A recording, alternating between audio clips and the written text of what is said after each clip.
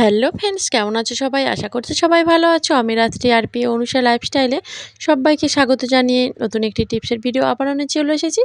আর ভিডিওটা পুরো দেখতে থাকুন, আশা করছি ভালো লাগবে। আর ভালো লাগলে একটা লাইক, অনেক অনেক শেয়ার করে দেবেন আর চ্যানেলটি সাবস্ক্রাইব করে আমার পাশে থাকবেন। চলুন দেখে নিই আজকের কী কী টিপস নিয়ে চলে এসেছি। আর বন্ধুরা দেখুন, আমরা কিন্তু যখনই ডিম খাই, ডিমের খোসাটা কিন্তু আমরা ফেলেই দিই।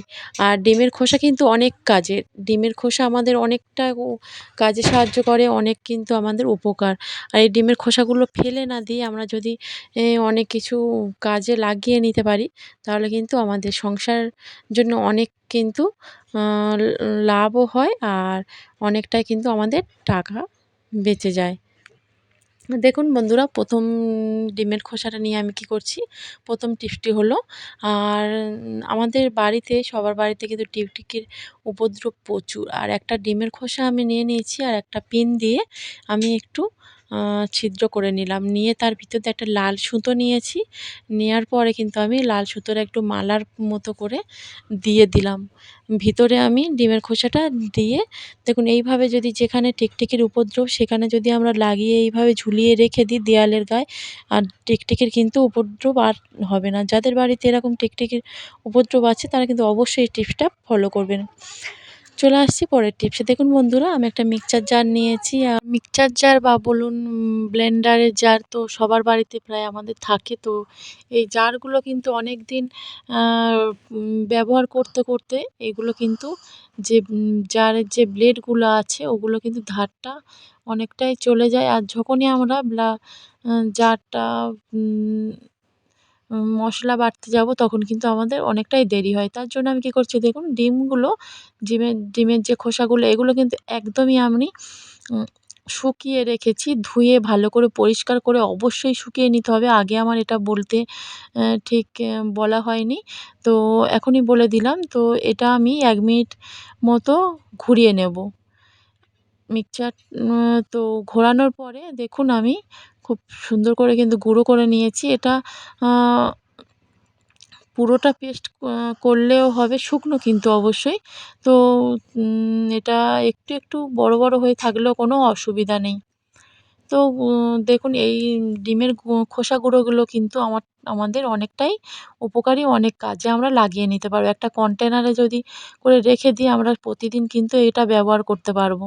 আর দেখুন বন্ধুরা, আমি একটা বাটিতে করে ১ চামচের মতো ডিমের যে গুঁড়োটা করেছিলাম, ডিমের খোসা গুঁড়ো, সেটা দিয়ে দিলাম। আর ১ চামচ আমি ভিনিগার দিয়ে দিলাম। আর ভিনিগার তো সবার বাড়িতে থাকে, যেটা সিরকা বলে ভিনিগারকে। তো সেটা আমি দিয়ে আমি খুব ভালো করে এটা কিন্তু মিশিয়ে নিচ্ছি।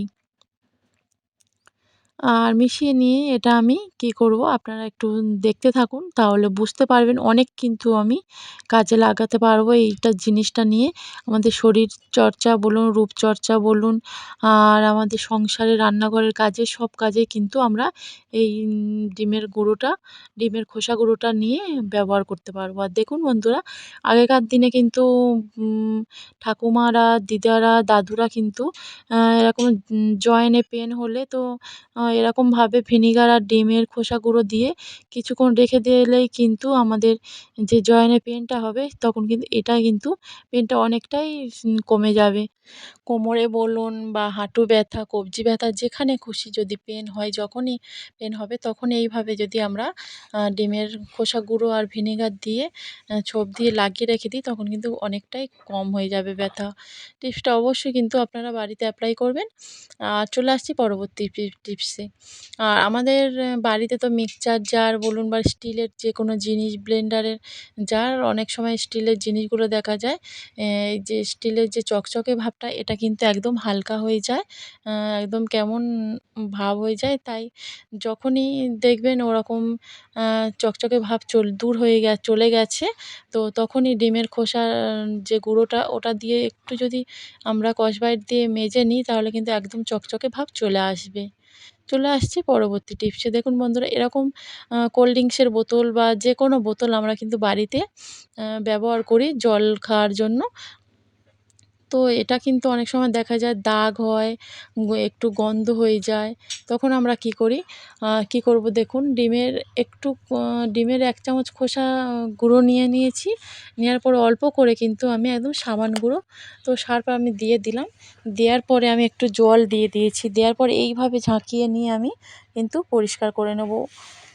দেখুন এইভাবে ঝাঁকিয়ে নিয়ে কিছুক্ষণ যদি ঝাঁকিয়ে আমরা নিই, এটা কিন্তু কোনো রকম আর দাগ থাকবে না আর গন্ধও থাকবে না। টিপসগুলো কেমন লাগলো অবশ্যই আপনারা কমেন্ট করে জানাবেন। আর ভালো লাগলে একটা লাইক দিয়ে দেবেন। চলে আসছি পরের টিপসে। একটা আমি বাটিতে করে অ্যালোভেরা জেল নিয়ে নিলাম আর নিয়ে নিচ্ছি গোলাপ জল। তো অ্যালোভেরা জেল আপনারা ফ্রেশ নিয়ে নিতে পারেন। তো আমি এটা কেনা জেলটা নিয়েছি আর দিয়ে দিলাম ডিমের সেই খোসা গুঁড়োটা। দেওয়ার পরে আমি খুব ভালো করে কিন্তু এটা মিশিয়ে নিচ্ছি। এটা কিন্তু আমাদের শরীরের রূপচর্চার জন্য খুব কিন্তু উপকারী একটা টিপস। আর অ্যালোভেরা জেল আর গোলাপ জল তো আমাদের ত্বকের জন্য কিন্তু অনেকটাই উপকারী।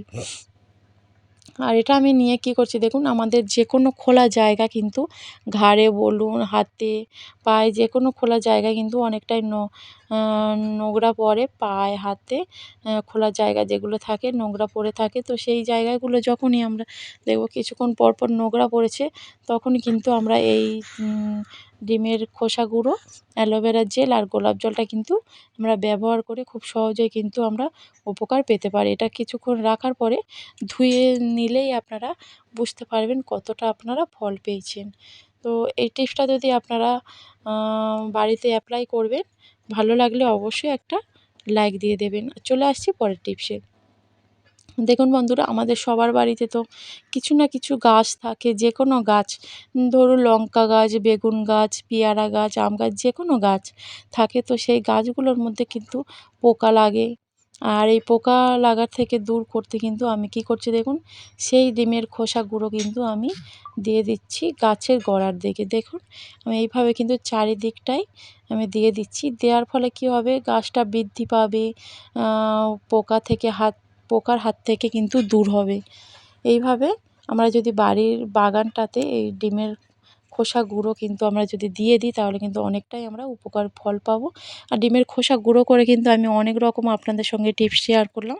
আপনারা কিন্তু অবশ্যই কমেন্ট করে জানিয়ে দেবেন কোন টিপসটা আপনাদের ভালো লেগেছে। আর ভালো লাগলে অবশ্যই চ্যানেলটি সাবস্ক্রাইব করে আমার পাশে থাকবেন আর একটা লাইক দিয়ে দেবেন। ভিডিওটা এই পর্যন্ত রাখছি। যে যেখানে আছেন ভালো থাকবেন, সুস্থ থাকবেন।